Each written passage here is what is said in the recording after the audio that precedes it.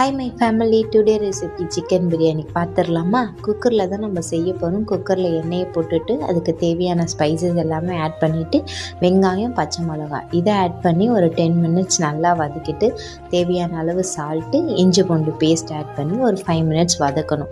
அதுக்கப்புறமா நம்ம ஒரு கைப்பிடி அளவு புதினா, மல்லி இது எல்லாமே போட்டு ஒரு வதக்கிட்டு எடுத்து வச்சுருக்க சிக்கனை ஆட் பண்ணிக்கணும். சிக்கனை ஆட் பண்ணி ஒரு 2 மினிட்ஸ் கழித்து மசாலா எல்லாமே போட்டுக்கலாம்.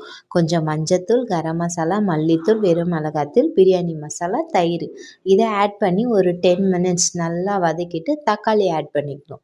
தக்காளி ஆட் பண்ணி ஒரு 10 மினிட்ஸ் நம்ம தக்காளி வதங்குற வரைக்கும் விட்டுட்டு தண்ணி ஆட் பண்ணிக்கணும். 1 கப் அரிசிக்கு 2 கப்பு தண்ணி அந்த அளவுக்கு ஆட் பண்ணிக்கோங்க.